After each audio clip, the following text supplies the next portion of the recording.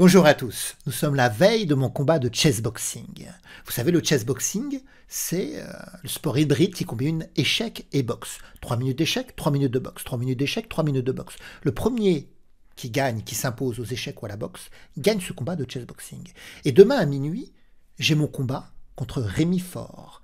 Alors on va essayer de se préparer contre lui. Je vais voir si je trouve des parties de lui avec mon programme Database. Déjà, Rémi Faure, c'est un jeune joueur, il a la vingtaine d'années, 1,90 m, donc ça va pas être facile. Et aux échecs, il est classé, je crois, plus de 2100 Elo. C'est ce qu'on va voir. Donc vous voyez, la méga database, c'est une méga database de Chessbase, qui est un programme, et qui permet de référencer toutes les parties qui ont pu être notées dans l'histoire du jeu d'échecs, depuis des siècles. Et il y a des millions de parties, plus de 11 millions de parties, je crois, maintenant. Donc on va aller voir dans les joueurs, on va taper son nom, donc Faure, et on va voir ce que l'on trouve. Alors, il y en a beaucoup d'efforts ici. Voilà, Rémi Faure. Ah, il n'y a que 7 parties de lui. Et en plus, je vois des parties anciennes de lui. 2010, 2015. Alors, il avait fait le championnat de France des moins de 18 ans en 2015. Et là, 2019. C'est la partie la plus récente. Bon, ça ne va pas beaucoup m'avancer dans la préparation parce qu'il a pu changer ses ouvertures, vous voyez. Mais on va la regarder, surtout qu'il joue contre Rios. Rios qui est classé 2482 et on voit le résultat de la partie. Faure a gagné avec les noirs. Donc on va ouvrir cette partie et on va essayer de découvrir donc ce match. Moi je ne saurais pas si j'ai les blancs ou les noirs. Vous savez, ça sera tiré au sort demain. Ça sera une partie de 6 minutes chacun. Donc c'est comme une sorte de blitz en fin de compte. Donc je vais essayer de comprendre le jeu de Rémi Faure au cas où j'aurai les blancs. Donc Christian Rios, il joue D4. C'est un maître colombien apparemment. Et ce coup D4, moi aussi je l'utilise. Je joue beaucoup D4 moi-même. Donc cavalier F6, C4, ah, et là, il tape par C5. Bon, alors, Rios, il contrepousse D5, c'est normal. G6, cavalier C3, Rémi Faure ici, il joue fou G7, E4, D6, F3, petit roc. Alors il y a quand même 400 points Elo et il va s'imposer dans cette partie. Et c'est une partie longue en présentiel, hein, c'est une vraie partie importante. Donc fou G5, et là il joue dame B6. Ah, j'aime pas les joueurs qui jouent ça, moi. Quand j'ai les blancs, j'aime pas du tout être confronté à ça, à ce type de coup. Donc la dame, ici, attaque B2, donc dame D2, ok. Cavalier D7, cavalier H3. Qu'est-ce qu'il veut faire avec cavalier H3? Il veut le replacer en F2, peut-être, pour après pouvoir jouer F4. A6, voilà, cavalier F2. Cavalier E5, la pousse en F4, cavalier G4, et là, pourquoi il n'échange pas? En fait, comme il a plus d'espace, Rios, avec les blancs, eh bien, il ne veut pas soulager les noirs par des échanges, donc finalement, il va bouger son cavalier en D3. Et il va vouloir chasser le cavalier noir par H3. Bon, pourquoi pas? E6, donc il essaye de réagir au centre, Rémi, parce que vous voyez, le roi blanc traîne au centre, en fait. Hein. H3, et là, quoi? Cavalier prend E4, il joue cavalier prend E4? Ah, il lui plante une combinaison dans l'ouverture. Cavalier prend E4. Cavalier prend. Il prend D5. Voilà, il ouvre la colonne. Vous voyez, prise en D5 attaque le cavalier. Donc reprise. Tour E8 vient clouer le cavalier. Donc il a une pièce en moins. Il a sacrifié une pièce, mais pour jouer dynamiquement contre la présence du roi blanc encore au centre. Et il essaye de regagner par ce clouage. Donc d'ailleurs, on peut rien faire parce que même si on défendait le cavalier, on se prendrait à un moment donné F5 et le cavalier, il est fichu. Donc là, perdu pour perdu, Rios, il fait grand roc, il lâche le cavalier, donc tour prend. Ah, il reprend l'autre cavalier ici. Fou prend G4, attaque la tour. Rios, il joue cavalier F2, il contre-attaque avec la fourchette en attaquant la tour aussi. Tour D4, attaque la dame. Dame C2. Fou F5, attaque. Oh là là là là là, c'est très chaud ça pour le roi blanc. Le roi blanc, il n'a pas d'abrissure. Il est aux prises à la paire de fous qui pointe contre lui. La dame, la tour. Donc fou D3 a été joué. Tour C4, bien joué de Rémi Faure. Mais en fait, il est vraiment fort ce Rémi Faure. Parce qu'en fait, il y a un mélange de déviation, de clouage. Vous voyez, la dame blanche ne peut pas venir prendre la tour. Sinon, il y a dame prend B2 mat avec le fou G7. Et le fou ne peut pas venir, sinon ça perdrait la dame. Donc qu'est-ce qu'il fait ici? En fait, il perd la dame. Quoi qu'il arrive, il a perdu la dame. Ce coup, regardez la tour C4. Très joli. Alors Rios, il joue tour D2. Ici. Ouais, bon. Dame prend B2, échec. La dame peut pas prendre à cause du clouage et le roi peut pas prendre puisqu'il y a le fou. Oh là là, mais quelle boucherie. Tour prend. Ah ouais, il s'est fait complètement massacrer le maître colombien ici. Dame D4 attaque le... Ouais, mais maintenant, de toute façon, il n'y a plus de partie. Hein. Dame prend D5. Fou E4. Attaque la dame. Et là, Rémi, bien joué. Il va simplifier la position. Il va rendre du matériel. Il va accepter de rendre la dame. Il fait fou prend D5. Et pourquoi il rend ce matériel? Tout simplement pour avoir une finale tranquille. Avec la paire de fou et une tour contre fou, cavalier et une tour. Donc déjà, la paire de fou dans une position ouverte, c'est plutôt un bon signe. Et surtout, il a 4 pions de plus. La paire de fou dans une position ouverte, plus 4 pions de plus. Donc, roi D2, tour E8, cavalier G4, F5 attaque le cavalier, cavalier F6 échec, ça simplifie. Je ne sais pas pourquoi il joue encore le maître colombien, c'est un massacre. Tour G1, fou C6, tour G3, tour E4. Il doit être dépité, le maître colombien, de s'être fait ainsi massacrer. Tour D3, D5, fou E5. Et là, regardez ce que joue Rémi. Il fait tour prend fou. Il sacrifie la qualité. Donc les blancs ont la qualité, mais ils ont une armée de pions en moins, quoi. Et donc il y a 4, 7 pions. Il a perdu que... non, 1, 2, 3, 4, 5, 6, 7 pions. Il a perdu que un pion, Rémi Fort, dans cette partie. 7 pions contre 2. Donc après, c'est assez facile à gagner. Roi F7, tour C3 attaque le pion. H5, il avance celui-ci. Donc finalement, il y a tour G3. H4 attaque la tour qui recule en G1. D4. E6 échec. Roi F6. E7. Roi F7. Alors là, pourquoi il avançait le pion? En fait, il voulait dévier le roi pour ensuite prendre le pion G6. Et là, maintenant, s'il y a E8, le roi ne prendra pas. Hein, c'est le fou qui prend. Donc Rémi Fort, il ne veut rien laisser. Il ne veut laisser aucun pion. Hein. Tour E1. H3. E8 dame. De toute façon, il n'y a pas d'espoir pour les blancs. Fou prend. Normalement, ils auraient dû arrêter depuis un petit moment. Donc, je ne sais pas ce qu'ils cherchent. Ils cherchent peut-être une tour folle à un moment donné, de se mettre dans une sorte de réseau de pattes et de faire des échecs interminables avec la tour en espérant avoir pattes. C'est ce qu'on appelle le thème de la tour folle. C'est son dernier espoir de sauvetage dans cette position. Sinon, je ne vois pas pourquoi il continuerait à jouer. Tour H7 échec, roi G6, tour H8, F4, tour G8 échec, roi F7. Non, ça y est, il a abandonné. Mais il aurait pu abandonner depuis un petit moment. Donc, grosse partie de Rémi. On voit ici le sacrifice cavalier prend E4. Alors même que sur H3, il a le cavalier G4 attaqué, il va sacrifier le cavalier en E4. Donc il ouvre toutes les lignes pour ouvrir la colonne, pour faire valoir le fou, la pression du fou et de la dame, la tour qui va arriver sur la colonne pour embêter le roi. Et puis très vite, le fou, on va voir qu'il va venir en F5. Il y a une conjonction des forces comme ça entre la paire de fous, la tour et la dame. Donc ici, le sacrifice en E4. Ouais. Un peu plus loin dans la partie, on avait le joli coup ici, tour C4. Ça, c'était joli aussi. Et c'est ce qui provoque la perte de la dame pour Rios. Donc voilà, j'analyse cette partie, il est tard, hein, et il est près de minuit, donc j'ai pas tout mon éveil. Et demain, je me lève tôt, à 6 heures, pour aller prendre le train, et aller donc à Belfort, pour ce beau événement de chessboxing. Eh bien, on verra ce que ça donnera. Allez, à plus tard. Pourquoi vous sur l'adversaire, beaucoup plus âgé, youtubeur, non pas à ses heures perdues, mais très reconnu sur YouTube, très pédagogue pour commenter les parties d'échecs, Marc Guillet.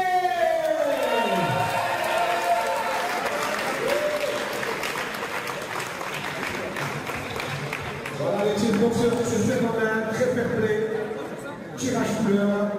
Alors cette partie d'échecs, vous le voyez, le hasard m'a donné les blancs et j'ai ouvert avec le pion dame, j'ai joué D4. Alors attention, la cadence, c'est une sorte de blitz, c'est autour de 6 minutes, et en plus, il n'y a pas d'incrément. Donc ça, moi j'ai plutôt l'habitude de jouer avec un incrément, un petit bonus, donc là il n'y en a pas. Et en plus, la partie elle va être hachée, puisqu'il va y avoir des séquences de boxe, on va jouer quelques coups, puis paf, la sonnerie va retentir, on doit partir en boxe. Donc j'ai ouvert avec D4. Cavalier F6 est joué, je joue cavalier F3, et là, il envoie C5. Le pion de l'aile attaque le pion du centre. Bon, j'ai pas trop envie de détourner mon pion en prenant C5, surtout que mon pion serait facilement récupérable par la suite. Donc je contre-pousse, je joue D5. Mais le pion D5, il faut l'assumer. Il faut être capable de le défendre, et là il joue B5. Le pion B, il est là pour lutter contre la venue d'un cavalier en C3, par exemple. Le pion B pourrait venir en B4. Et pour lutter, pour le contrôle de C4, pour pas que je puisse appuyer mon pion D5 par la poussée C4. Alors je vais quand même jouer C4, parce que s'il prend, je peux jouer ensuite cavalier C3, poussée E4, et mon fou pourra récupérer le pion C4, vous voyez.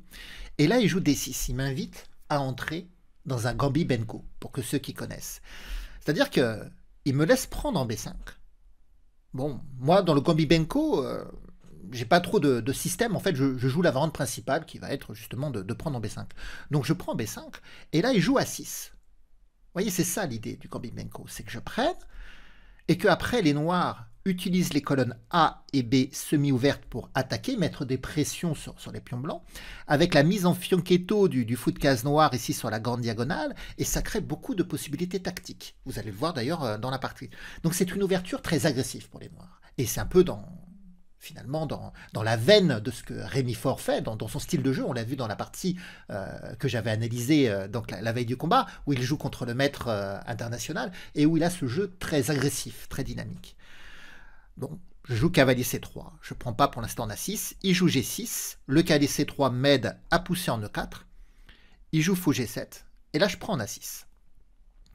Il fait petit roc. Alors j'ai gagné 2 pions, mais en réalité le pion A retombe, ça c'est évident. Et après il va falloir que je gère donc la pression sur les colonnes A et B, associée à la diagonale du fou. Et ce type de pression, généralement, ça fait consommer du temps. On est obligé de consommer du temps pour vérifier qu'on résiste tactiquement, qu'il n'y a pas une combinaison où on perd quelque chose en fait. Alors là j'ai joué H3, moi j'attendais qu'il prenne en A6 pour pouvoir échanger et roquer, mais il ne va pas prendre, il va jouer Dame A5. Il attend certainement que je bouge mon fou pour prendre en A6. En venant en A5, il cloue mon cavalier C3, il menace cavalier prend 4 avec la libération du fou de case noire. Et là, c'est le gong retentit. On doit passer dans la phase de boxe. Alors, j'avais prévu de jouer fou D2 pour me déclouer, c'est ce que je vais jouer après, au retour de la phase de boxe. Donc, je vous laisse découvrir ce round de boxe, un round de 3 minutes.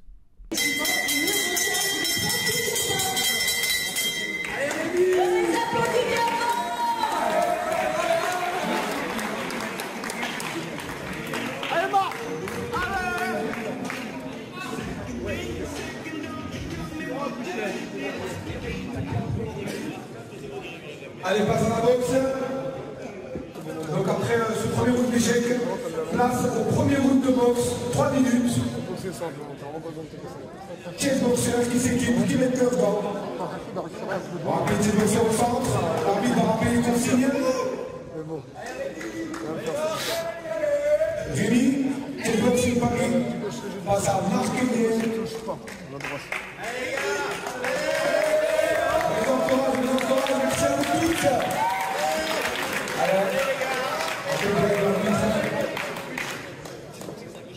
Donc nous sommes dans la catégorie des moins de 90 kg, plus de 2200 Elo feed, donc très très bon niveau d'échec. Et nous allons voir au niveau de la boxe. Beau combat, fair play, respect, les valeurs du chessboxing. Voilà, boxeur salut de gants, très bonne attitude, beaucoup de respect, beaucoup de fair play. Donc Rémi plutôt mobile sur ses appuis, tandis que Marc est plutôt immobile sur ses appuis. Par contre, très bon avant de Marc. Nous voyons quand même là-dessus du boxeur. Voilà, Rémi qui varie les coups, qui envoie du débit. Opposition de style, Rémi plutôt mobile. Se dépasse beaucoup, il y a beaucoup de coups qui sont avoir du cardio,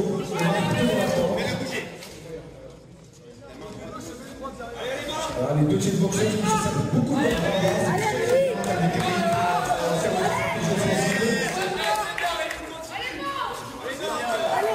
Rémi qui va avec la tête, il marque bien en face, une bonne attitude, bonne garde hermétique, il cherche le corps, qui va bien, le braguer, la bouche, voilà, Rémi qui multiplie les coups du bras avant, se déplace beaucoup. Voilà, Marc aussi qui travaille avec son bras avant, de manière plus stratégique, plus ciblée, moins de ligne, plus d'efficacité, plus de précision, on marque plus les coups. On voit vraiment les passifs de Marc au niveau de la boxe, au niveau de l'attitude. Le crochet du bras avant qui touche, très bon crochet du bras avant. Rémi qui essaie de tenir Marc à distance, c'est un bon travail avec son bras avant. Marc qui casse la distance.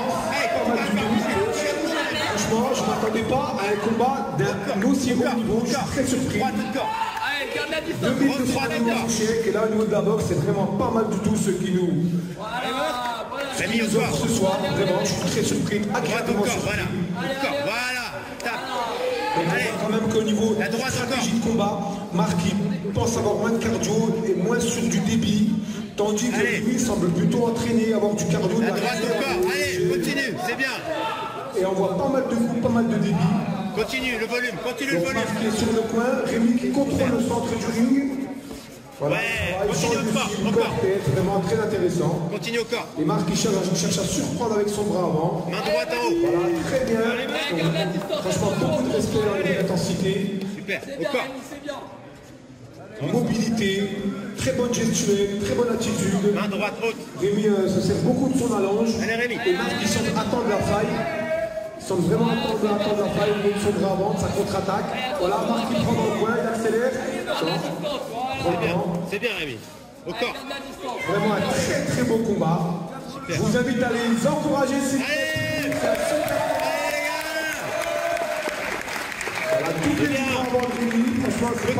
Continue Rémi. Ouais, encore.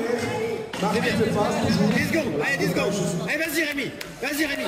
Allez, vas-y, c'est maintenant. Encore.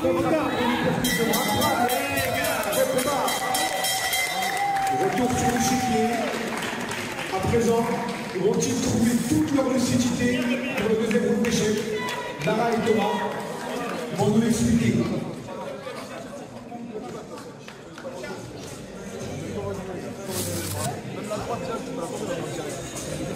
Ils sont sur ta droite, il met sa tête comme ça. Tu peux tenter une droite direct, sans préparation. Plus de volume, essaye vraiment. C'est pas grave, c'est fatigué, je dis. Bien Marc, good job. Retour sur l'échiquier, good job. C'est bien, récupère Marc, récupère.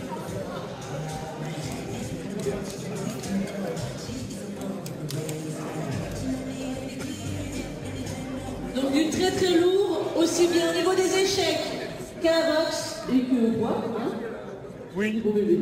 Ouais, voilà, merci. Des beaux bébés, on peut le dire. Alors, ce round, il a été très éprouvant pour moi. Bon, il faut comprendre que Rémi a déjà fait quelques combats de chessboxing, il a un entraînement, il est plus jeune, moi je sais que j'ai un problème de cardio, et j'ai pas pu correctement me préparer pour ce combat, parce que j'avais un problème au pied en fait. Et j'ai essayé d'aller à une salle de boxe à côté de chez moi, mais j'ai pas pu faire beaucoup de séances, et donc j'ai pas pu récupérer mon cardio. Et je me rends compte tout de suite, lors du premier round, que ça va être difficile, parce que il envoie 3 fois plus de coups que moi, et puis j'arrive à le toucher, mais finalement il résiste bien. Il encaisse bien les chocs, notamment mon crochet. J'ai un crochet qui est assez, je trouve, assez bon, mais j'arrive pas à le placer souvent, et j'ai réussi à le placer 1 ou 2 fois, et ça l'a touché, mais il résiste, il encaisse bien. Et moi, je reçois les coups, et en fait, même si on a la casque, ça résonne dans ma tête. Je vois que j'encaisse plus comme... parce que j'avais fait quelques années de boxe quand j'avais 17, 18, 19 ans, vous voyez.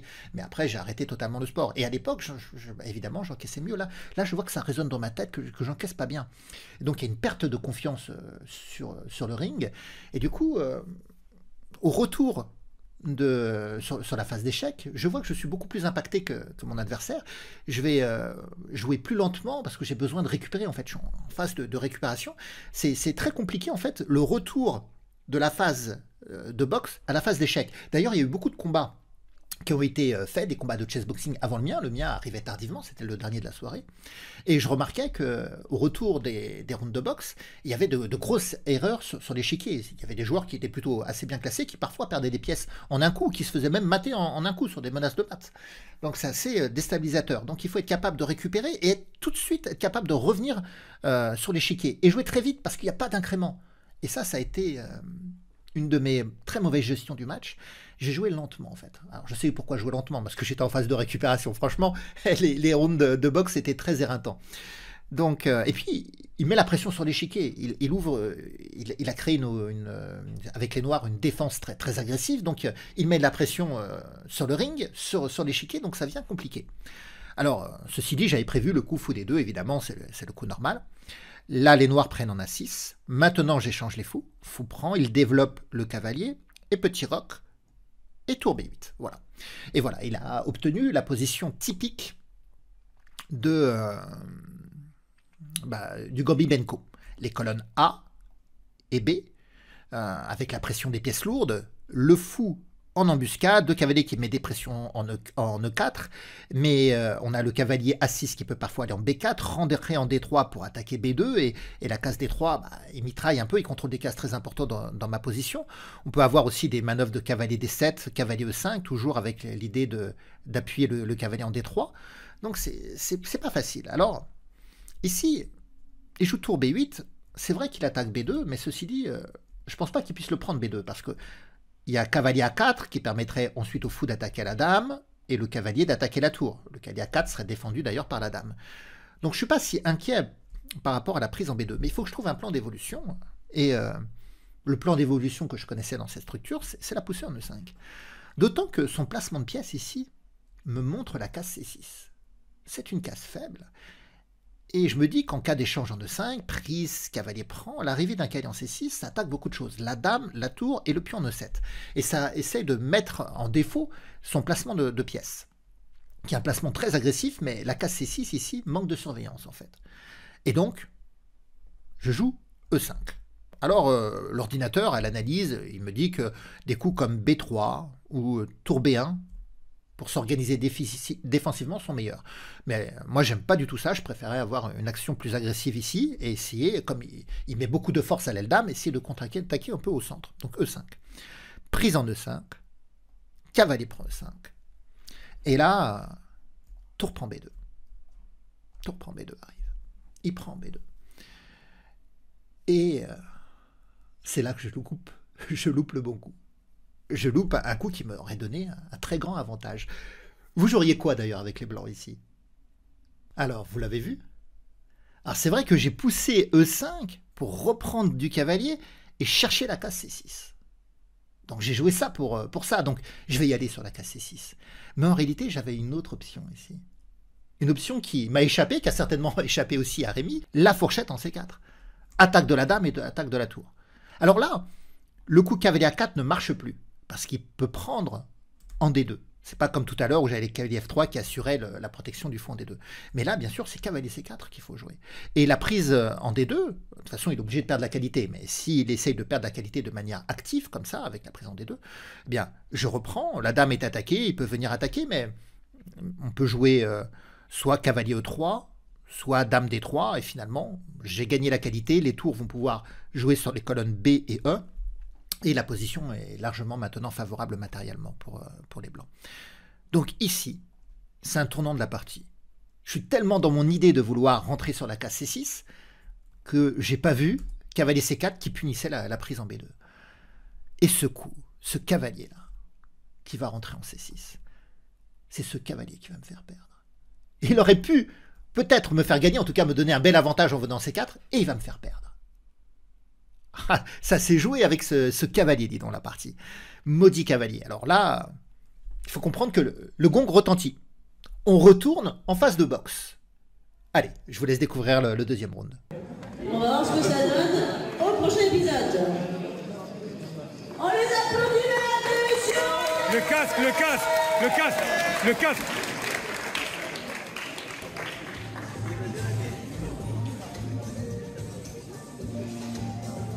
Allez Marc, des belles combinaisons hein.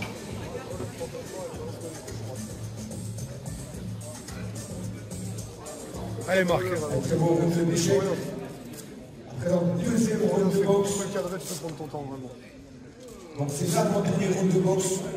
Donc en termes de stratégie, et ben, ta stratégie du lit sans avoir quand même suffisamment de cardio pour poursuivre avec un débit assez prononcé. Marche lui plutôt sur la défensive et cherche à contrer, donc c'est aussi une bonne stratégie. Là tu l'allumes. Allez, le boxeur au centre. On encourage pour ce super dernier combat, s'il vous plaît. Allez Marc. Allez, c'est le boxeur au centre. Allez, Rémi. Allez, deuxième round de boxe. Mathieu permet d'intensité avec le débit. Voilà, les boxeurs, beaucoup de respect qui viennent toucher leur temps, c'est très bien. Rémi qui se sert beaucoup de fois avant. Marc qui bloque, très bien. Voilà. Très bon là-dessus, des petits boxeurs.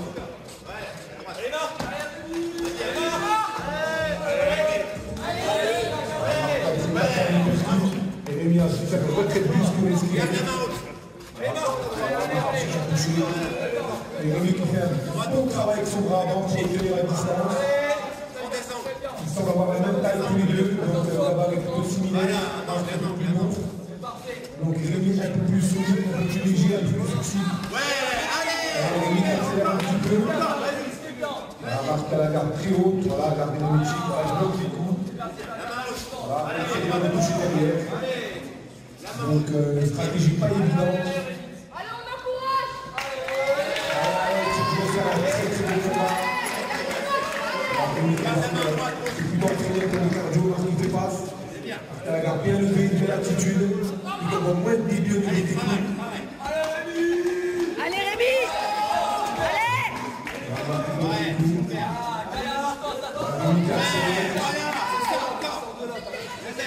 Oui, très bon bras avant de marque. Oui, deuxième bras avant qui touche de la part de marque, c'est pas mal. Marque toujours de stratégie. Il travaille bras arrière au corps, c'est pas mal du tout. Donc il commence à varier ses coups, ses attaques. Bras avant toujours au visage. Donc beaucoup de trajectoires rectilignes. Pas trop de trajectoires pour les crochets. Avant de marque toujours. Un petit gros qui se fasse. Celui qui cherche à dominer son du ring. On remarquera que Marc a repris le contrôle du centre du ring. Et c'est plutôt Rémi qui recule. Donc en termes de stratégie, retrait, ça fait pas mal. Vas-y. Voilà, Rémi quand même qui présente la bonne partie, Marc accélère au coin. Marc qui monte dans les percutes. Il commence à toucher. C'est pas mal du tout le change. Très très bonne stratégie de la barre de petite boxeur. Rémi sur un débit prononcé. Et Marc dans la tente, mais qui cherche à contrer. Oh les percutes qui est passé pas loin. Ah bah, il est parti. Rémi qui accélère vers le qui va lui porter. Bravo de Marc. Allez, Il Rémi. y a 10 minutes sur ce deuxième round de boxe. Je vous rappelle que Marc est présent et à aucun entraînement de boxe. Il est venu en venant vraiment pour le show, pour le combat, tout à son honneur. Marc est venu pour expérimenter cette nouvelle discipline du chessboxing. Quelque part, c'est un boxeur très entraîné, Rémi, du chessboxing paris. Bravo, très bon combat. Très bon deuxième round.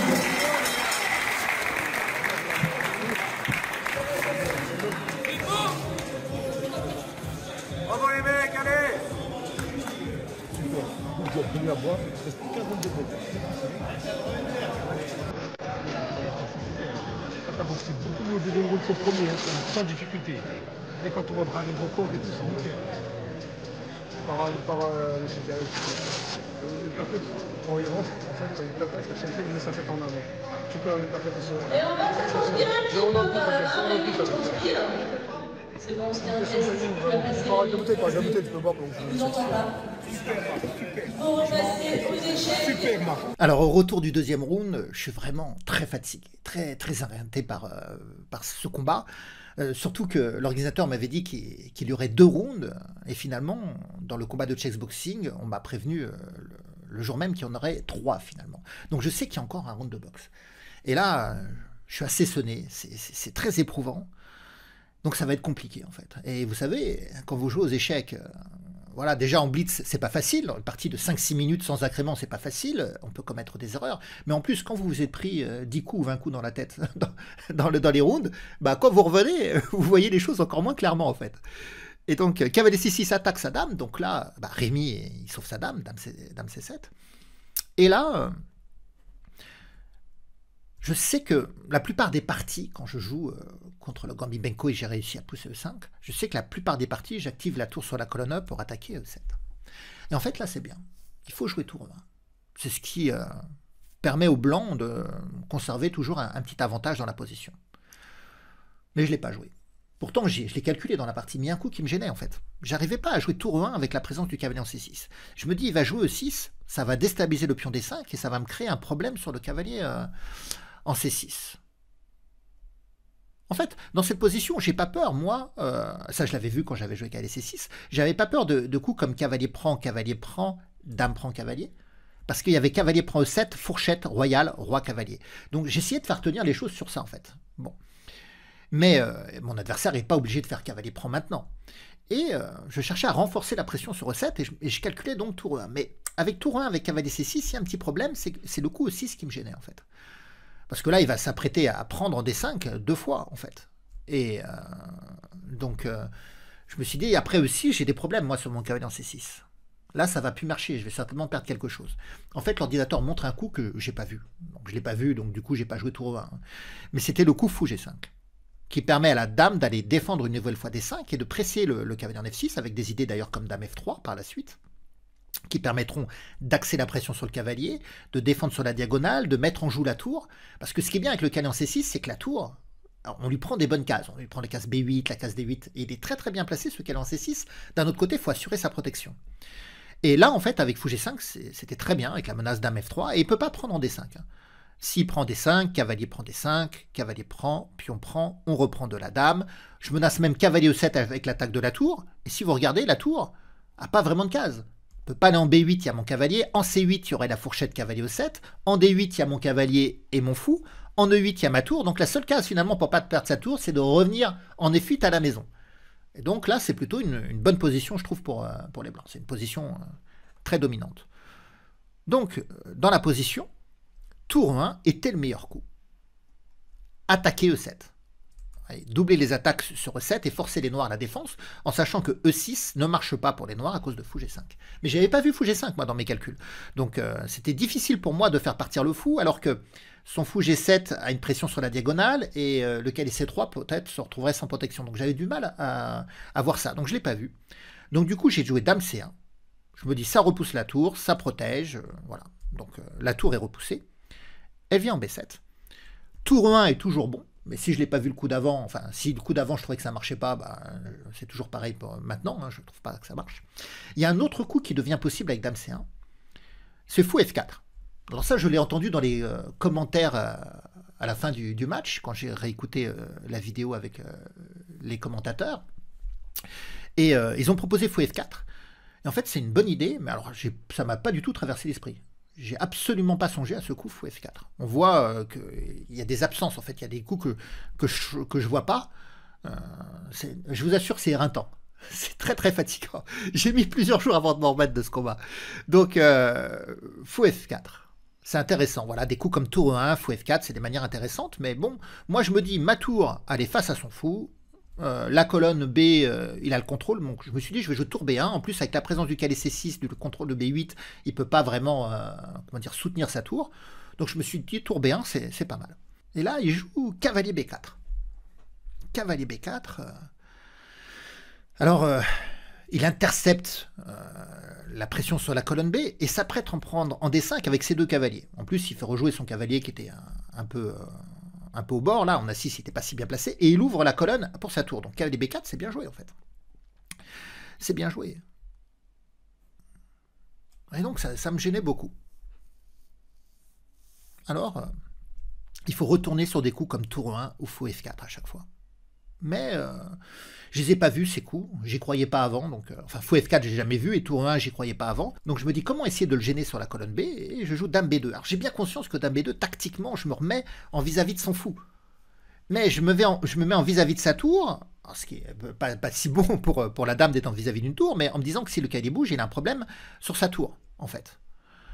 Et je me dis par exemple, si il prend en D5, bah, je peux reprendre du cavalier, et s'il vient prendre ma dame, mon cavalier prendra sa dame. Vous voyez, par exemple, cavalier prend FD5, cavalier prend D5.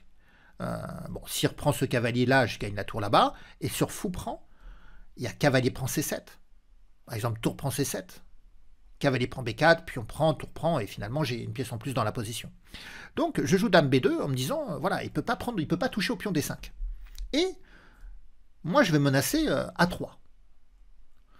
Avec l'attaque sur la tour.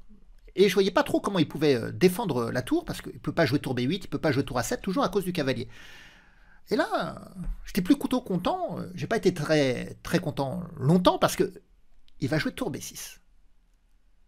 un moyen de protéger sa tour. Quand il va prendre en D5, en fait, il pourra protéger sa tour.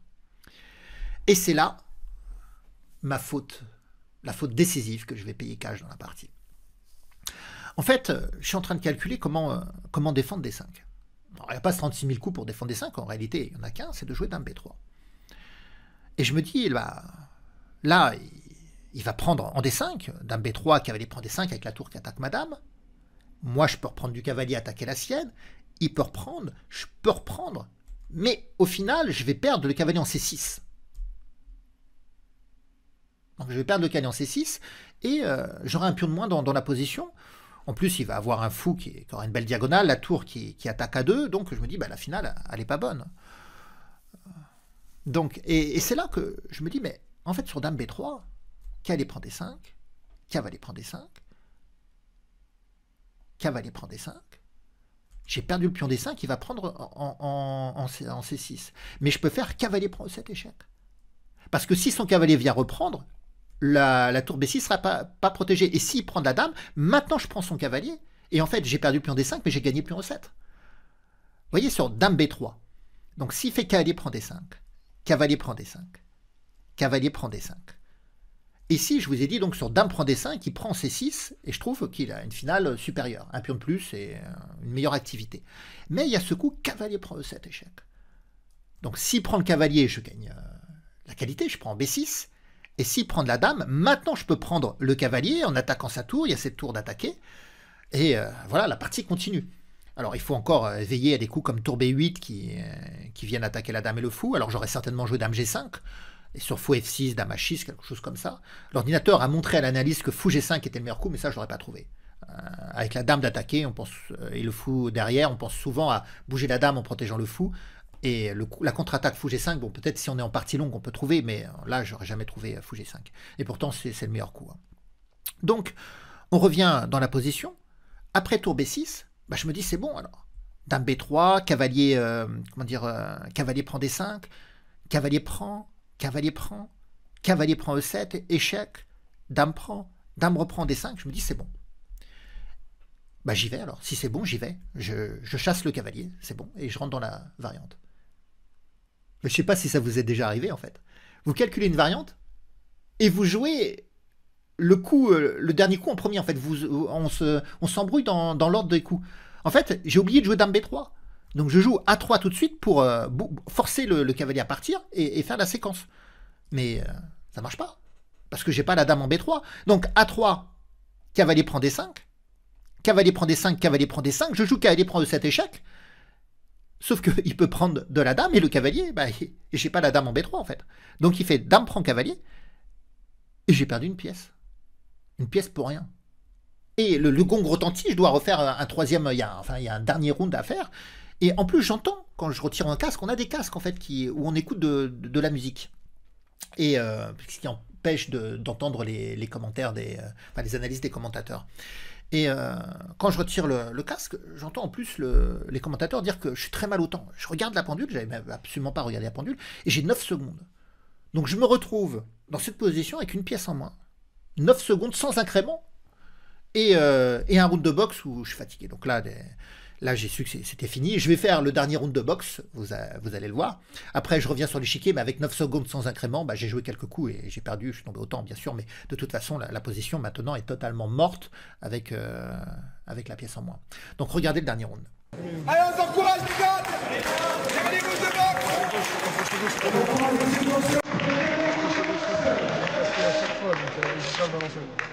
Si lui il attaque, percut, il va se monter dessus vraiment.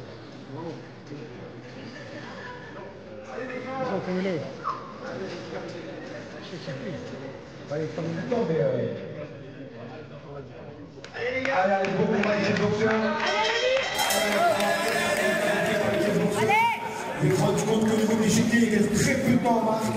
Donc concrètement, soit il gagne la boxe, soit il risque de perdre le combat. Donc il n'y a plus aucune issue à part d'être sauvé par le biais de la boxe. Est-ce que Marc va trouver ce coup qui va permettre de faire gagner ce combat de boxing par le biais de la boxe? Là c'est le dernier round et comme c'est Kamel, il faut se lâcher. Sinon c'est la fin sur l'échiquier. Allez, Rémi! Pas mal, ça c'est du bravo envoyé par Marc. Il a touché le visage de Rémi. Rémi, vas-y. Rémi très mobile, donc c'est difficile à toucher. Donc là, une cible mobile est beaucoup plus difficile à toucher qu'une cible mobile. Et Marc va-t-il trouver ce coup péant se fait mouche au niveau de la boxe. Il n'a plus trop le choix. Allez, continue. Encore, vas-y. Allez, Rémi. Vas-y, encore. C'est ça, voilà. C'est ce qui fait que le kickboxing est très intense. Lorsqu'on est venu à l'échec, on n'a plus le temps. On n'a pas le choix que de chercher à piéger le combat à la boxe. Allez, Rémi. Dans le cadre du kickboxing, c'est difficile d'admirer un combat alors que les règles sont de faire de la touche. Donc forcément, dans ce cadre-là, les joueurs d'échecs sont privilégiés parce que les boxeurs ne peuvent pas tellement s'exprimer. Pas mal de coachs envoyés par Marc et Rémi.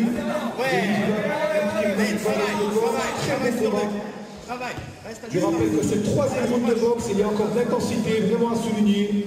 Vraiment félicitations à la kickboxer. D'autant plus à Marc, par son âge, qui fait honneur, qui est là, qui fait face. Troisième round de boxe. Vraiment chapeau, félicitations au kickboxer. Allez. Rémi qui se sert toujours de ce bras avant, très gênant. Et Marc et Jules. Voilà, Rémi. La main droite. Donc il faut puiser dans les ressources au niveau du cardio. C'est bien ça. C'est bien, Rémi. Attention. Et là on voit vraiment ça, le courage de Marc. Allez, rapide. Le fair play de kickboxer. Voilà, continue à travailler. Travailler, il fatigue. Main droite. Voilà. Allez, les gars, dernier monde, lâchez. Allez, on s'encourage, les gars. Allez, les gars. Allez, Marc. Allez, Marc, va-t-il trouver. Allez, continue. La main droite. Allez, c'est derrière. Continue, vas-y, Rémi, il est fatigué. Allez. Marc qui semble assez éprouvé physiquement, Allez. mais qui n'a pas d'immunité. Vas-y, continue. Allez, Marc, allez. Main droite, haute. Vas-y, Rémi, c'est pareil. Intensité. Allez, Rémi.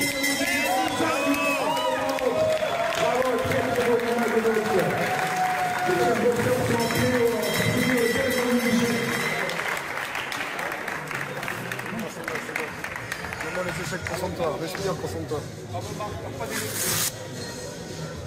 Allez, les échecs, Manu, on va se concentrer. Allez, finis dignement, Marc, magnifique. Allez, Marc, allez.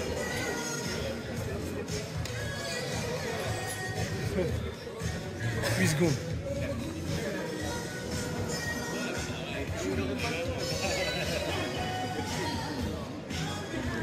On voit à leur tête que les deux combattants ont tout donné. Un dernier rang d'applaudissements pour tous les combattants.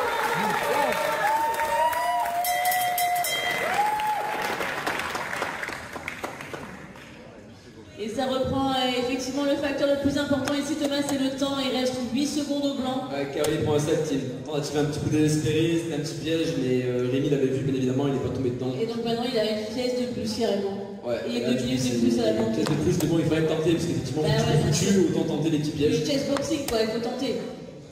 Et là, ça commence à Mais on fait jouer des très très des vite. secondes, mais pas 4 ça y est. secondes, 3 secondes. Là, d'un point avec 2 en plus, là, ça commence Ouh, ça commence en plus. Peut-être qu'il va se faire mater et vont perdre autant finalement. Bon, quand même pas, quand même pas. Tu. Ouais, Caroline avec toi, tout un 2 secondes. professionnel. Ça veut dire qu'il faut vraiment anticiper chaque coup de l'adversaire. Si les blancs loupent un seul coup, ils perdent le temps et c'est fait.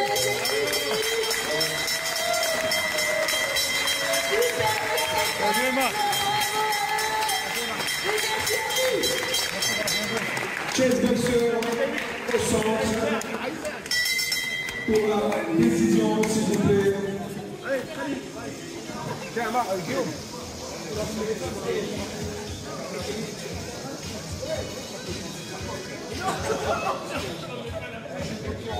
Chessboxer au centre pour la décision. Donc un très très beau combat. Marc Henné, qui n'est pas du tout entraîné et qui est venu très courageusement faire ce combat de chessboxing. S'il vous plaît, un tonnerre d'applaudissements pour lui. Il n'a pas d'immunité. Et je ne vais pas dans le temps vous dire qu'il était blessé dans mon machine. Et Rémi qui a gagné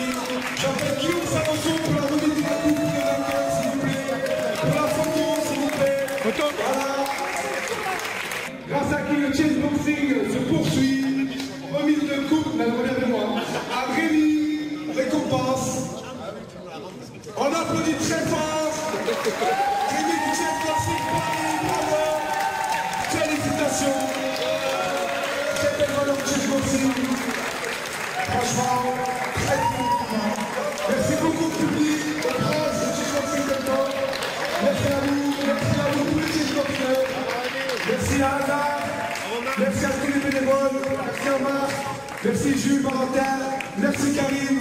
Merci Mona. Merci Lara. Merci Thomas. Merci le Chess Boxing Valentinier. Merci la ville de Belfort qui nous a mis à disposition cette belle infrastructure. Franchement, c'est génial. Merci au service des sports de la ville de Belfort qui a tout géré, tout organisé. Farouk qui nous a aidés du début à la fin. On a été très très bien accueillis à Belfort. Contrairement à Montbéliard, où on n'a pas été bien accueillis. Merci à Salim. Merci à vous tous. Alors félicitations à Rémi qui a su tenir le choc sur le ring et qui déploie un jeu très agressif avec les Noirs, avec son Gomi Benko.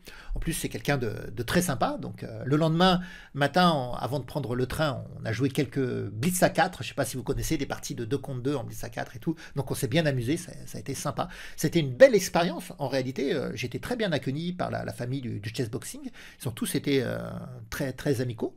Et je vais vous laisser découvrir quelques interviews du monde du chess boxing. Ah, est-ce que j'en referai du chess boxing? Eh bien, en réalité, non, je ne pense pas.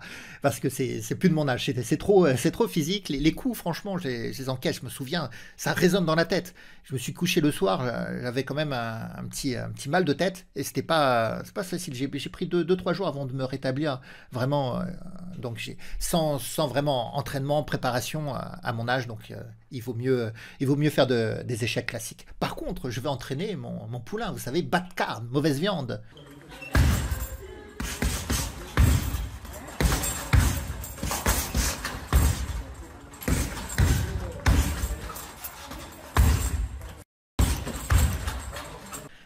Qui est le champion de France et champion d'Europe de boxe française. Et donc je l'entraîne en chess boxing, et donc je l'entraîne aux échecs, bien sûr, parce que le côté boxe ça ira, mais il faut qu'il s'améliore au côté échec. Si vous n'avez pas vu la première vidéo avec Bad Card, vous pouvez cliquer sur le lien ci-dessus. Bientôt d'autres vidéos avec Bad Card, avec des situations assez amusantes d'ailleurs. Mais allez, je vous l'avais promis, on va aller écouter les interviews, et on va commencer par l'interview du président de la Fédération de Chess Boxing France. Allez, à bientôt. Alors bonjour Guillaume. Bonjour. Alors Guillaume, le chess boxing existe parce que tu l'as lancé en fait. Alors, en France, oui, c'est vrai que j'ai été un petit peu à l'initiative de tout ça, mais le chess boxing existe depuis bien longtemps et bien avant moi. Ça a été inventé par Inky Bilal dans une BD, et repris en 1992 et repris en 2003 par un artiste néerlandais qui a fait le premier combat. Et puis après, depuis 2003, des fédérations se sont montées un peu partout dans le monde. Et moi, j'ai mon cousin qui a été champion du monde en 2016-2017. Et donc, c'est comme ça que je suis rentré dans le chess boxing, en fait. Et donc, j'ai essayé d'aider mon cousin à pratiquer son sport. Et puis, du coup, je me suis pris au jeu et on a créé la fédé. Et puis, voilà, tout ce qui s'est passé à partir de 2017-2018. Mais voilà, c'est ce qui s'est passé en France avec l'équipe française. Tu as structuré le chess boxing en français. Inky Bilal, est-ce que tu as eu des contacts avec lui? Est-ce qu'il sait que tu as... Ah mais non, mais j'ai plus que des contacts avec lui. On est très très très amis. Et il me soutient dans tous mes projets. Donc il nous accompagne bien sûr, il nous soutient avec l'équipe de France évidemment, mais surtout il est sur tous les IFC avec nous. Donc il est présent à tous les combats et lui, il est évidemment passionné et vraiment surpris de l'ampleur que ça prend. Donc il est très fier et il nous soutient à 2000%. Alors le chess boxing, c'est donc un sport hybride entre la boxe anglaise et les échecs. Mais comment se passe concrètement un combat de chess boxing? Alors c'est très simple, on commence par un round d'échecs de 3 minutes. Et si il n'y a pas eu échec et mat pendant ces 3 minutes-là, on passe sur un round de boxe pendant 3 minutes. S'il n'y a pas eu KO, on revient sur la partie d'échecs et ainsi de suite, jusqu'à ce qu'il y ait échec et mat ou KO. Et on a quel temps au départ aux échecs? On a 3 minutes, alors chaque round est de 3 minutes, 3 minutes d'échecs, 3 minutes de boxe. Et suivant le nombre de rounds d'échecs, on fait 3 minutes fois le nombre de rounds d'échecs. Donc sur un IFC par exemple, on a 6 rounds d'échecs et 5 rounds de boxe. Donc ça fait 6 x 3, 18 minutes, donc chaque joueur a 9 minutes pour jouer. D'accord, mais ça s'adapte, parce que moi, je crois que ce soir, je vais combattre dans une version plus light, je crois. Exactement. Donc ça, c'est pour les IFC, c'est pour la ligue, on va dire un peu, j'aime pas dire ça, mais professionnel, c'est-à-dire que c'est vraiment des gros combats. Mais nous, ce qu'on va faire aujourd'hui, c'est des combats fédéraux, d'initiation, on va dire, et de mise en pratique, vraiment pour les former. Donc on est sur du 3 rounds d'échecs ou 2 rounds de boxe, ou 4 rounds d'échecs ou 3 rounds de boxe maxi. Donc si tu joues, tu vas avoir 12 minutes, donc tu auras 6 minutes chacun. Donc je pense que tu vas faire 4 rounds d'échecs, 3 rounds de boxe. Et en fait, aujourd'hui, on a la soirée de gala avec les combats, mais c'est tout un week-end, c'est toute une prestation. Ouais. Là j'ai vu une cinquantaine de chess boxeurs qui étaient en train de jouer aux échecs, qui étaient en train de s'entraîner aux échecs en montant. Qu'est-ce que tu leur proposes là? C'est un stage, c'est ça? C'est ça. En fait, on leur propose, on s'est rendu compte, on fait ça une fois par an en général à 7. Moi, j'habite à 7. Donc on les fait venir à 7 en septembre en général, où on essaye de faire les qualifications pour les équipes, pour les championnats du monde. Et en fait, ça marche tellement bien et on a tellement de demandes et il y a tellement de clubs qui se créent partout en France qu'on a décidé de faire ça à Montbéliard, à Belfort. Mais parce que Kamel et le club de Belfort sont là depuis le début. Et donc on s'est dit, on va en faire un au printemps, on va faire un stage au printemps et on va réunir le maximum de chessboxeurs français pour pouvoir leur donner la possibilité de faire des gros entraînements de boxe. Donc hier on a fait ça, où ils ont pu tourner avec des champions de boxe, et aussi leur amener des grands maîtres, comme tu as pu voir. Donc il y a Mathieu Cornette et Yannick Gozzoli, qui sont champions de France, et qui leur permettent pendant toute une matinée de leur donner des astuces, des trucs pour vraiment progresser. L'idée de ce week-end-là, c'est un week-end vraiment organisé par la fédération, et c'est pour que les chessboxeurs progressent et prennent de l'expérience. Et donc à la fin de ce stage, on leur fait faire un petit combat pour qu'ils puissent appréhender ce moment un peu terrifiant de monter sur un ring. Et comment rejoindre finalement ton association de chessboxing? Alors, la rejoindre, en tout cas la soutenir sur les réseaux sociaux. On a Instagram, Facebook, Chessboxing France. Et puis je conseille à tous les gens de nous suivre sur les réseaux, c'est la meilleure façon. On a aussi un Instagram pour les IFC, donc les IFC c'est notre ligue professionnelle comme je te disais. Donc plus il y a de gens qui nous suivent et plus on nous soutient et plus on voit ce qu'on fait, plus on est content. Est-ce que le Chessboxing France a un sponsor? Alors, ça c'est vraiment la vraie bonne question. Non, alors on a des gens qui nous soutiennent, mais on n'a pas de véritable sponsor. Et je t'avoue que c'est un peu le travail qu'on est en train de faire en ce moment. D'accord, parce que là on a dit quand même tout le combat, les exigences du combat physique et du combat intellectuel, et puis tout ça dans une bonne ambiance. J'ai vu que ça avait l'air d'être d'une grande famille. Mais c'est ça. En fait, moi, c'est ce que je dis aux sponsors, ou en tout cas aux gens qui ont envie de suivre de près ou de loin le chessboxing. Si tu veux, pour moi, au début, le chessboxing, il y avait un vrai challenge sportif. Mais très, très rapidement, je me suis rendu compte qu'il y avait une dimension qui était au-delà de tout ça, qui est une dimension humaine. Et en fait, si tu veux, le sport, intrinsèquement, amène des gens qui n'auraient jamais dû se rencontrer à se rencontrer. C'est-à-dire qu'on a des joueurs d'échecs, on a des boxeurs. C'est vraiment deux mondes hyper différents. Et en fait, ce mélange-là où chacun apprend de l'autre, il y a beaucoup de transmission, beaucoup de générosité, de fraternité. Il y a quelque chose il y a vraiment un petit truc en plus qui se passe. Et honnêtement, moi maintenant, c'est aussi pour ça que je suis vraiment dans le chessboxing. C'est parce que je me rends compte que ça crée des rencontres incroyables et des amitiés qui durent pour la vie. Et ça, je pense qu'au final, tous les chessboxeurs qui soit ont fait les championnats du monde ou vivent ce genre de moment, en fait, au début, ils s'en rendent pas tellement compte. Mais après, ils le comprennent. Et en fait, voilà, c'est pour ça qu'on fait aussi ces rassemblements. Voilà, c'est pour créer cette famille et pour vraiment la solidifier et pour avoir le plus de gens qui nous suivent. Alors tu sais, sur ma chaîne, ce qu'aiment bien les abonnés, c'est les petites anecdotes. Est-ce que tu n'as pas une anecdote qui sort un petit peu du... Tu dois en avoir énormément puisque tu es l'origine de tout. Mais celle qui te viendrait à l'esprit ou la plus... Non, alors écoute, je vais te dire que c'est les premières fois. C'est-à-dire que moi, j'ai envie de raconter une anecdote sur Kamel parce qu'on est chez lui. Et la première fois où je suis venu ici, c'était en janvier 2019, donc il y a plus de 5 ans. Et en fait, je doutais avec mon équipe, avec mon cousin et les gens qui travaillent avec moi, je doutais de me dire est-ce que vraiment j'ai raison d'aller dans ce truc-là parce que ça me passionnait.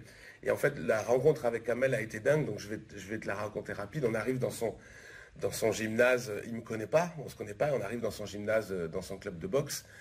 Et tout d'un coup, il rentre et il me dit, regarde, ça va être super. Et là, j'ai l'alarme qui sonne comme ça. Et puis il se retourne vers moi, il me dit, je te jure, j'ai vraiment les clés. Et du coup, c'est un truc qui m'a vraiment fait tellement rire. Et je me suis dit, putain, ce mec, il est vraiment génial. Et tout ce qu'il fait pour le chessboxing en France et à Belfort le montre. Donc voilà, moi aussi, j'ai des anecdotes. Alors sur Kamel, j'en ai des dizaines. Mais voilà, c'est ce genre de rencontre un petit peu, tu sais, branque-ballante comme ça. Et qui en fait deviennent vraiment des amitiés incroyables, voire même des frères, enfin tu vois, une fraternité quoi. Et c'est vraiment ces anecdotes-là dont je me souviens sur le chessboxing quoi. Eh bien, j'espère qu'on va avoir l'occasion de rediscuter un petit peu avant la fin de ce tournoi.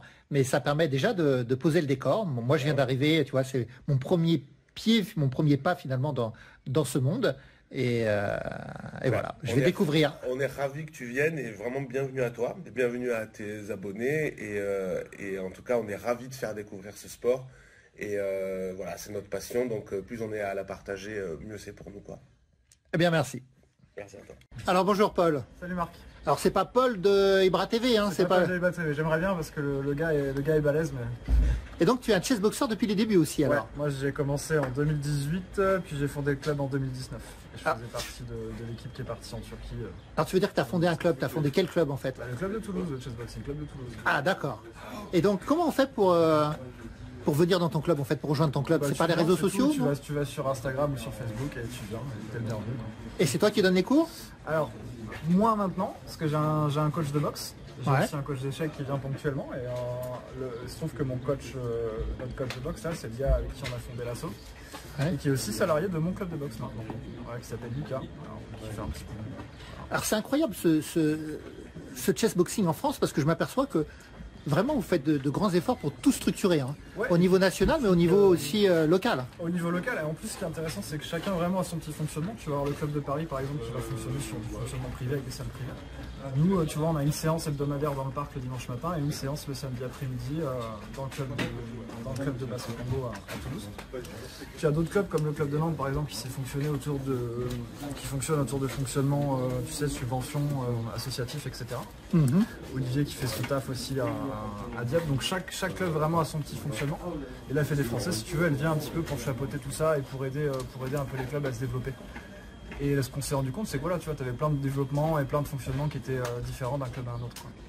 Eh ben, j'espère que ça va donner envie. J'ai interviewé tout à l'heure Mona du chessboxing de Paris. Tout à fait. Et toi de Toulouse. Bah ouais. Et il me reste Olivier pour Dieppe. Olivier de Dieppe. Il faudrait que tu ailles voir Antoine de Nantes aussi. T'as plein de gars qui étaient là au début et qui ont fait leur petit club. Et qui ont compte sur toi un petit peu pour relayer après l'avancement de tout ça, quoi. Bah, avec plaisir. Puis j'espère que tu vas suivre l'aventure de Douglas. Et j'ai entendu dire que tu allais te taper avec un sacré joueur d'échecs là. Un grand machin d'1m90 là. Tu te sens. Ah oui. Tu te sens vrai là. Il est là ou pas, Rémi Fort? Il est dans le coin, il est très très effrayant aux échecs. Je pense qu'il a bien progressé en boxe là. Moi je l'ai vu boxer en septembre dernier. Tu vas voir, il a une sacrée allonge. J'espère que tu es prêt parce que. Tu me mets bien la tu vas devoir bien bouger là si t'as pas envie de te prendre des droites parce que. Ah oui. Lui peut aller te chercher très très loin quoi. Ok. Bon bah on va voir ça. À bientôt. Salut Paul. Alors bonjour Mona. Bonjour.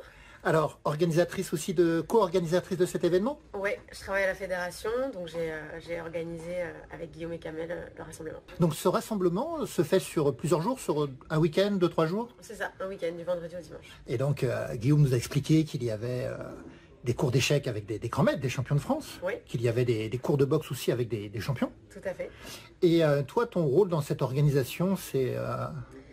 Alors moi, mon rôle, c'est de faire en sorte que tout se passe bien. Que c'est tout le côté regard, toute la pratique, toute la logistique, faire en sorte que tout le monde soit content et que tout se passe bien et que tout roule. En fait. Alors, dans la salle, j'ai vu beaucoup de chessboxeurs. Est-ce qu'il y a des chessboxeuses? Alors, il y en a une qui n'est pas là ce matin. Il y en a une seule, en fait, qui est venue au rassemblement. Il y en a quelques-unes dans différents clubs en France, mais pas qui se sentent prêtes à venir faire des sparring. Et la seule qui se sent prête, c'est Kenza.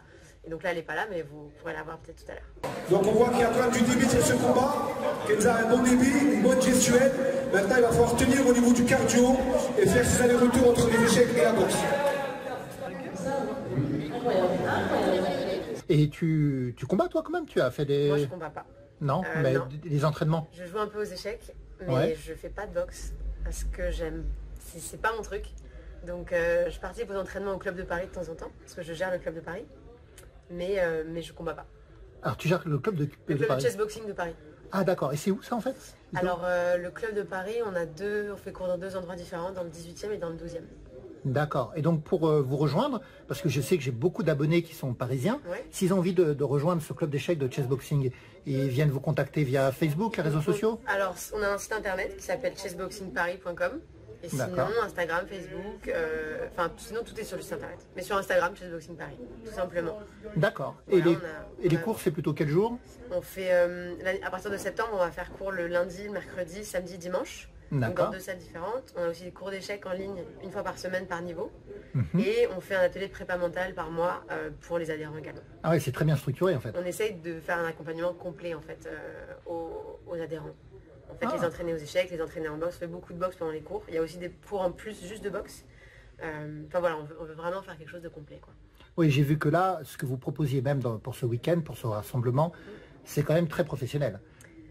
On fait comme on essaye. Enfin, on fait le maximum. Parce que les intervenants que vous avez, c'est des intervenants Ouais. de grande qualité, quoi. Tout à fait. Des champions de France d'échecs Bien sûr. pour animer des séances, c'est pas rien. Ouais. Et en boxe aussi, je crois qu'il y a un champion, alors c'est... Oui, donc c'est David Radef, qui est champion de France pro et qui a été aussi champion du monde de kickboxing.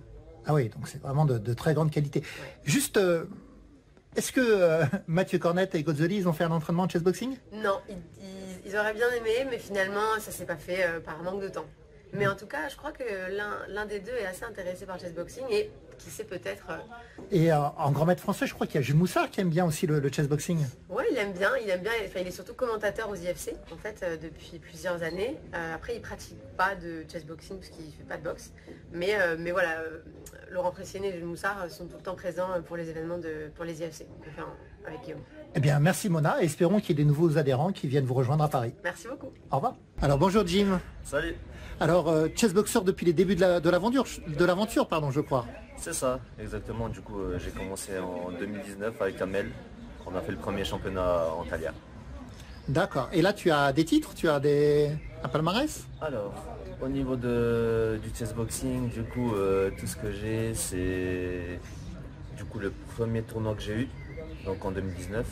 J'ai fait vice-champion du monde. J'avais perdu à la boxe contre un professionnel. Ah, c'était plus dur. Ouais. Ouais. Et tu t'estimes plus fort aux échecs ou à la boxe? Je pense quand même aux échecs. Tu as quel classement aux échecs? Aux alentours de 1700-1800. D'accord. Et tu t'entraînes comment? Tu t'entraînes où? Alors, du coup, je m'entraîne avec Amel. Oui. Donc tu es de la région de Belfort alors? C'est ça, exactement. Au niveau du chessboxing, c'est Kamel qui m'entraîne. Au niveau de la boxe, j'ai un autre entraîneur. Et puis aux échecs, des fois, je passe ici, je fais mes petits tournois, des choses comme ça, quoi. D'accord. Et tu vas combattre ce soir ou... Alors, oui, je vais combattre contre quelqu'un qui est beaucoup plus fort, il me semble, aux échecs. Et au niveau de la boxe, il est censé être débutant, il me semble. Donc tu vas un peu attendrir la viande là.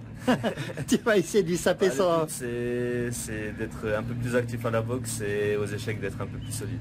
D'accord. Est-ce que tu vas suivre ma nouvelle série? Tu sais que je commence une nouvelle série avec Douglas qui est champion de France et champion d'Europe de boxe française en super lourd. Et il est débutant aux échecs et donc je suis en train de filmer toute sa progression aux échecs. C'est magnifique. Et il va rejoindre le chessboxing. Et j'espère qu'en 2025, quand le chessboxing, la France va accueillir les championnats du monde de chessboxing en 2025. Et ben j'espère qu'il pourra. Enfin, espérons. Voilà, si tout va bien, si tout se passe bien. Espérons que Douglas soit prêt pour participer avec l'équipe de France en super lourd. Franchement, il n'y a pas de raison. Hein. S'il s'entraîne bien, ça pourrait être magnifique. Voilà, d'ailleurs, je vous invite tous à suivre la série. Voilà. Bah, merci Jim. Merci à toi. À bientôt. Oh Kamel, tu viens de me raccompagner à la gare et on vient de se rendre compte qu'avec toute cette effervescence, toute cette émulation, tout ce que tu dois faire, on n'avait même pas fait l'interview. C'est vrai, effectivement. Alors Kamel, ça n'existe pas le chessboxing sans toi ici là. Tu as été hyper impliqué. Pour moi, le chessboxing, c'est beaucoup de valeurs dans l'humilité. Mais très sincèrement, c'est grâce aux valeurs que tout le monde partage à travers ce sport-là. Le chessboxing, c'est une rencontre de deux mondes en termes de clichés, de préjugés. En fait, c'est des superbes rencontres comme j'ai fait avec toi. Ça fait des années que je fais des vidéos sur YouTube, Marc, très sincèrement. J'adore la manière dont tu as apporté les choses, la pédagogie, le sérieux que tu as à travers tes vidéos. Tu ramènes ça avec de l'histoire, donc c'est vraiment génial.